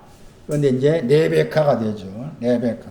영어로 이름 짓는 사람 가운데서 여자분들 중에 레베카 이름 쓴 사람이 많습니다. 그 레베카, 천주교 신자 가운데서도 이름이 레베카인 경우가 있습니다. 그걸 다 이 리브가 연관됩니다. 이름의 뜻 속에 교수형의 처하다 있어요. 교수형의 처하다. 신명기에서 21장 22절이 리브가 이름과 연관돼요. 이미 다 준비된 자입니다. 두 우물과 두 가지 물을 가릴 수 있는 신앙 가진 사람이 리브가밖에 없어. 거기 딸들 중에서. 그래서 리브가하고 늙은 종을 만나게 하시는 거예요. 이미 이름이 교수형에 처하다의 뜻이 들어있는 이름입니다. 그 교수형에 처하다의 대표적인 구절이 신명기에서 21장 22절 그 교수형에 처한 그 내용도 뭡니까? 주님이십니다. 나무에 달리다. 나무에 달리다. 많이 들어보셨잖아요? 주님이 나무에 달리셨어. 리브가 신앙 그 신앙입니다. 리브가 신앙이 주님과 하나 된 신앙입니다. 나무에 달리다. 나무의 신앙이 뭐였어요? 난 아닙니다. 여러분 신학생 가가지고 주님께서 나무 위에 달린다 했을 때 나나 위에 달리는 거예요. 나난의 신앙 위에 달려있어. 뭐 하기 위해서? 루아의 신앙 주기 위해서입니다. 신학성경 말씀에서 로마서 9장 10절 한번 딱 나옵니다. 로마서 9장 10절. 거기에 딱 한 단어로 리브가의 신앙을 딱 말합니다. 리브가의 신앙을 딱 한 단어로 말했어요. 로마서 9장 10절 보세요. 우리 조상의 아버지입니다. 이삭의 신앙과 리브가의 신앙을 딱 한 단어로 묘사합니다. 거기 9절에. 로마서 9장 10절 말씀은 리브가의 신앙과 이삭의 신앙을 똑같이 한 단어로 묘사하고 있는데 우리 번역으로 뭐라 번역했는가 하면은 잉태 번역했죠? 잉태 번역했죠? 결혼 침대나 다른 거. 결혼 침대. 아까 히브리 13장 4절 읽었죠? 결혼 잔치 다음에 나와 있는 침소입니다. 침소. 그리고 누가복음 11장 7절도 참고해야 돼요. 이 신앙이 뭔지 알려면 누가복음 11장 7절. 문이 닫힌 다음에 침소에 누워 있는 거죠. 그 신앙을 봐요. 하나님과 하나님의 신앙이에요. 리브가의 신앙과 이삭의 신앙은 침소의 신앙이다. 결혼 잔치를 지나서 침소의 신앙이 왔기 때문에 지금 창세기 24장 말씀은 요한복음 4장은 여자 사마리 여자한테 주님이 물 주잖아요. 여기 늙은 종아한테 리브가가 물 줘. 리브가가 곧 주님이시다. 주님과 하나 되었기 때문에 그런 표현이라고 말이죠. 그런데 이 리브가를 다시 설명하기를 처녀라고 말합니다. 창세기 24장 16절. 리브가가 내 자신 돼야 돼요. 리브가의 신앙이 내 자신이 돼야 됩니다. 소녀가 처녀입니다. 그 다음에 처녀 번역했죠? 창세기 24장 16절. 소녀가 처녀입니다. 처녀. 다른 데에서는 처녀로 번역했어요. 헬라어 보세요. 처녀입니다. 헬라어가. 그 다음에 처녀로 번역된 그 두 번째 단어에도 헬라어가 처녀입니다. 그러니까 계시록 14장 거기 4절 2절 말씀에서 14만 4천을 처녀들이라고 그래요. 그러니까 그러면은 그 처녀들의 신앙은 리브가입니다. 그러니까 14만 4천은 리브가를 상징하는 거죠. 그렇게 해석이 틀리지 않는 거죠. 숫자가 아니라겠죠. 그래서 처녀라는 단어가 크게 세 단어인데 이 세 단어의 처녀라는 단어가 다 리브가한테 썼어. 리브가한테. 그 실제로 처녀, 리브가. 미련한 처녀, 리브가 안 된 처녀, 미련한 처녀. 그렇게. 그래서 리브가의 신앙은 처녀와 연관된 신앙이다. 첫 번째 처녀는 단어는 흔들리다 뜻이에요. 단어가 흔들리다, 높이 올라가다 내려가다 뜻이에요. 단어가 높이 올라가다 내려가다 그런 뜻이 있어요. 그리고 이 처녀라고 했을 때 높이 올라가고 내려가다 흔들리다 그런 뜻을 가진 단어인데 내용적으로는 에스더서입니다. 에스더서 2장 아마 7절을 참고하면은 에스더의 신앙을 묘사할 때 에스더 이 단어가 나옵니다. 에스더 처녀인데 부모가 없다. 부모가 없어야 됩니다. 14만 4천은 부모가 없어야 돼. 부모가 누구라겠어요? 누가 부모예요? 부모가 없다 했을 때 없는 그 부모는 아까 말씀 욥기서 17장 14절 말씀인가 해서 아버지인 썩음, 어머니는 구더기. 다른 한 구절이 에스겔 16장 3절이죠. 아몰이라는 아버지하고 어머니 햇사람이 어머니. 아몰이는 죄악을 상징합니다. 햇사람은 여호수아 1장 9절인가 말씀에 햇사람의 하나의 동사가 나옵니다. 주저하다 번역했을까? 주저하다 번역된 단어가 나옵니다. 그래서 이 처녀는 부모가 없다는 거예요. 부모가 정리된 거지. 부모가 썩음이 정리되고 구더기가 정리되었다. 그러니 이거 어때 돼요? 창세기 24장 16절. 그 부모가 정리된 처녀니까 보기가 얼굴입니다. 얼굴이 뭐예요? 아리업답다가 선하다.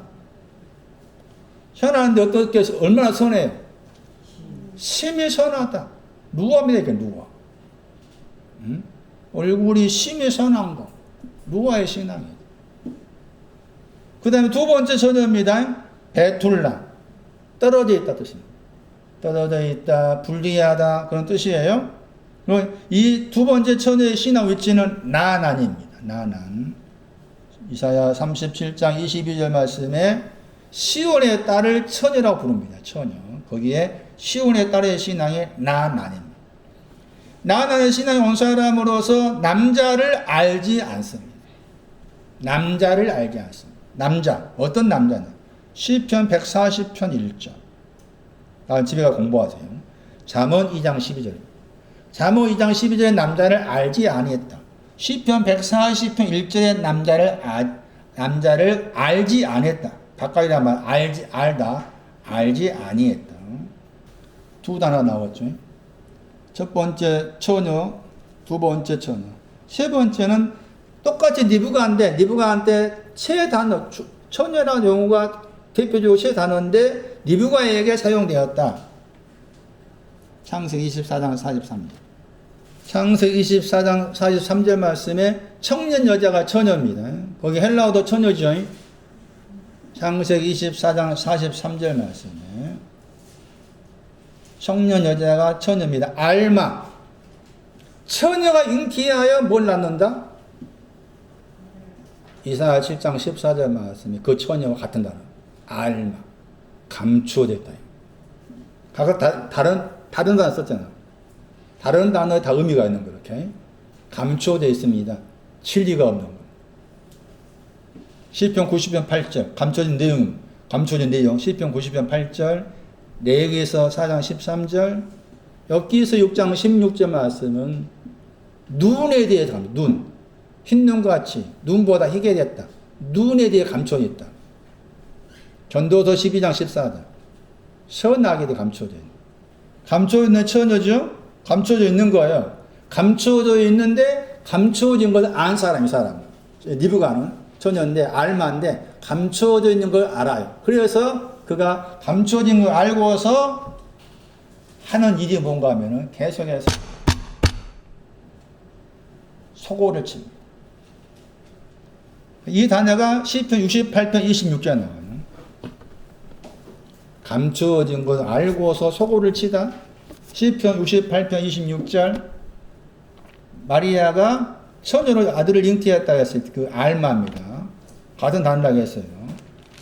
근데 이 알마, 감추어져 있다. 진리가 없다. 진리가 없는 걸 알고서 니브가가 한 일이 뭐냐? 소고 쳤다. 시편 68편 26절 보세요. 소고를 치는 동력을 했죠. 처녀. 소고를 치는 처녀. 그 처녀 중에서 노래 부르는 사람이 앞서고 이 악사는 수금을 치는 것이고 그 악사는 누아의 신앙을 말하죠. 시편 68편 26절에 그 소고를 친다고 했을 때 물론 이제 거기 악기로서 소고를 말하지만은 그 악기로 소고라는 단어는 동사입니다. 그런데 이 소고를 친다고 했을 때 악기란 소고를 쳤다라는 의미보다 이 단어의 동사가 딱 두 번 나온 단어. 소고를 치다 단어가 딱 두 번 나온 단어인데 나홈서에 나와요. 그 나홈서 2장을 봐야만이 이 니브가가 이 숨겨져 있는 처녀로서 그가 했던 한 행위가 뭔가를 알 수가 있어요. 이걸 했기 때문에 두 가지 우물하고 두 가지 물 마심을 가질 수가 있었다. 그런 해석을 할 수가 있습니다. 그 나홈서 2장 7절 보시면은 처녀의 알마가 소고를 쳤다고 했을 때 소고를 친 내용이 악기로서 소고를 쳤다는 말이 아니라 마음을 치는 것을 말합니다. 나홈서 2장 8절 거기 쳤다 나오죠. 가슴을 쳤다 거기다. 가슴을 치다 거기 시녀는 여자 종 가슴을 치다 할 때 치다입니다. 치다. 그러니까 이 단어 치다 단어의 그 명사가 소고인데 동사로서 딱 두 번 나온 단어로서 지금 시편 68편 25절 말씀에서 리브가인 처녀가 알마 숨겨져 있다는 단어를 사용한 단어를 사용했다. 그 말은 이 가슴이 마음인데 마음을 찾다 이 뜻입니다. 마음을 찾다. 마음이란 단어는 많이 나온 단어가 레버입니다. 이 단어는 레바브입니다. 레바브. 제가 전에 설명드리기를 레바브라는 단어를 어떤 신학자들이 해석하기를 마음이 두 가지다. 선한 마음과 악한 마음이 합쳐진 것으로서 마음이다. 그런 어떤 책을 보면서 어떤 신학자가 했던 말을 제가 인용한 기억이 있습니다. 그런데 이 레바브라는 이 마음이 가리키는 신앙이 있습니다.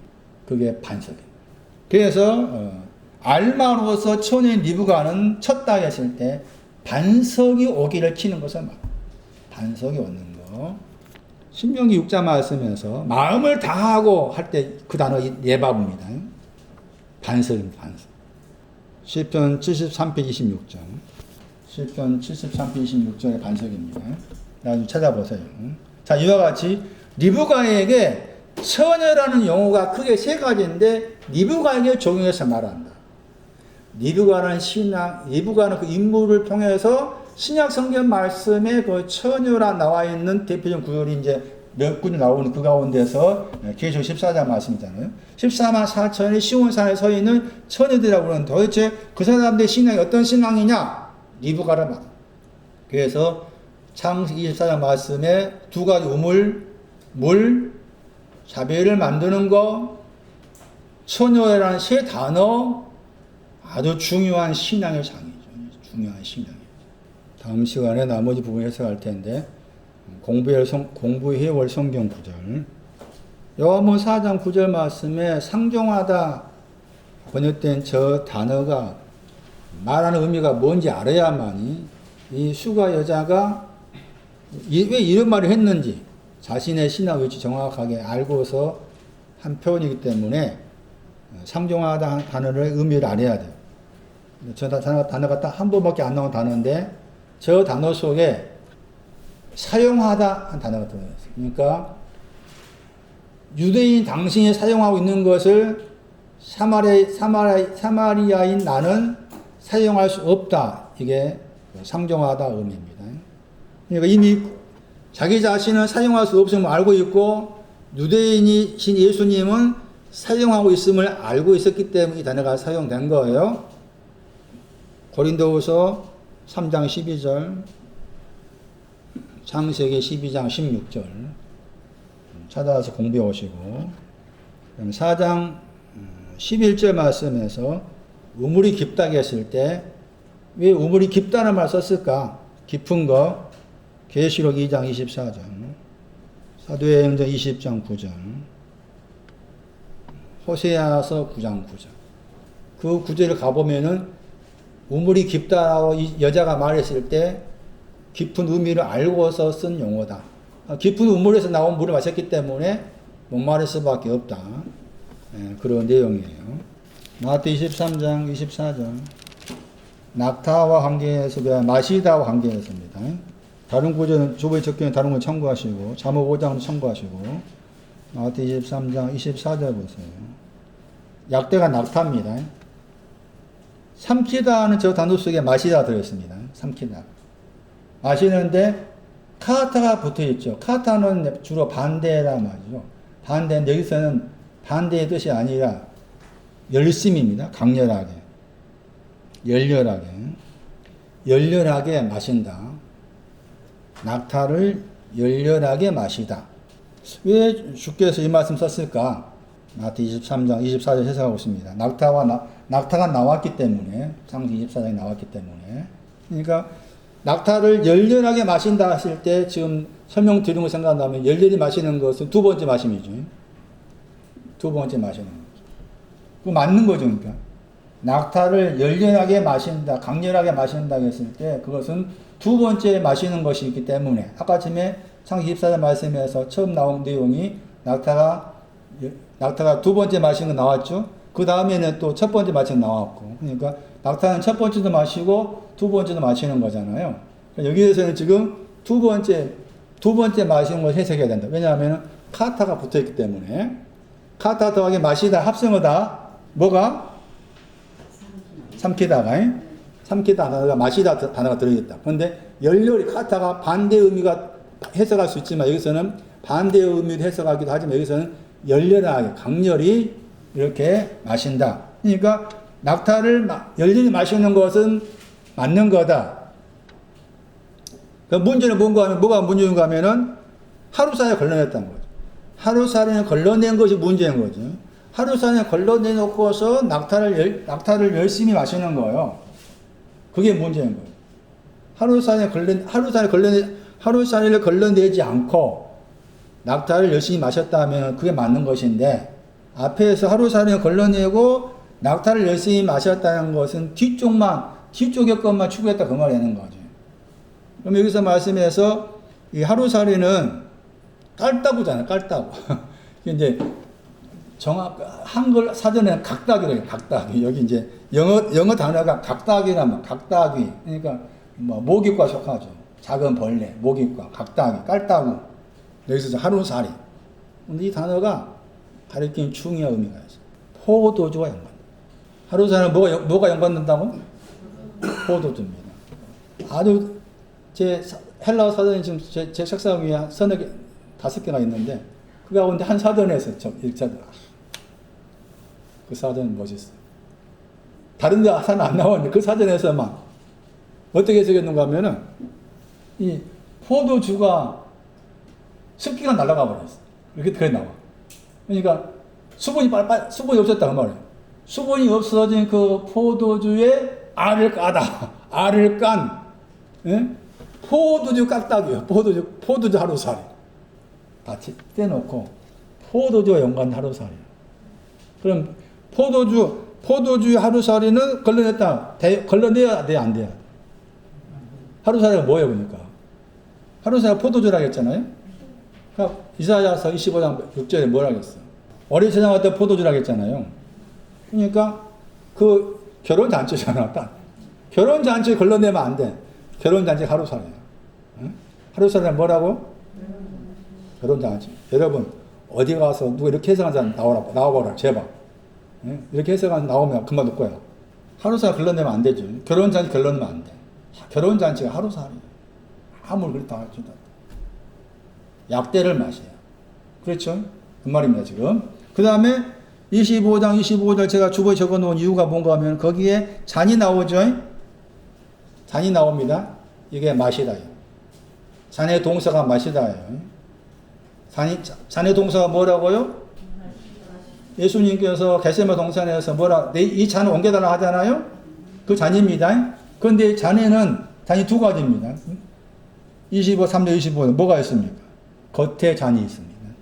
26절 말씀에 잔에는 또 뭐가 있습니까? 마태 23장 25절 잔은 두 가지다. 잔이 마시다다. 마시는 것이 겉에 마시는 것이 있고 그 말이에요. 그 다음에 두 번째는 뭐예요? 26절 말씀에 안에 마시는 것이 안에 마시다. 왜 잔이에요? 그러니까 마시다가 제가 두 가지 설명했잖아요. 이 잔을 통해서도 설명이 가능하다. 잔의 단어가 마시다인데 그 마시다에 대해서 겉과 연관해서 말하고 있고 그 다음에 속과 연관해서 말했다. 안에 거 마시는 거 두 번째 마심이고 겉에 마시는 것은 첫 번째 마심 결혼잔치잖아요. 그 다음에 23절 26절 말씀에 거기에서 저 단어가 중요한 이유가 딱 두 번밖에 안 나온 단어. 누가복음 17장 21절 하나님의 나라가 어디 안에 있다. 거기 나옵니다. 누가 17장 21절 말씀도 잘못 해석합니다. 하나님 나라가 너희 안에 있다 하겠죠. 너희 안에 있다 할 때 그 너희 안이라 했을 때 두 번째 마지막. 집에 가서 찾아보세요. 누가 17장 21절 하나님 나라가 너희 안에 있다 했을 때 두 번째 마심 안에 있다. 그런 의미다. 그래서 이 잔이라는 단어 제가 다음에 또 보충 설명할 수 있으면 모르겠지만 잔이라는 저 단어가 마시다가 잔과 관계에서 말씀했고 그것을 겉과 속으로 말했을 때 겉의 마심과 속의 마심. 또 한 가지 고전 10장 4절에 반석을 마시다 합니다. 반석을 마신다. 그 반석을 마시는 것도 반석이 두 가지라고 했잖아요. 두 가지 반석 마시는 거 그렇게 이해를 하셔야 되겠습니다. 이제 끝났어요.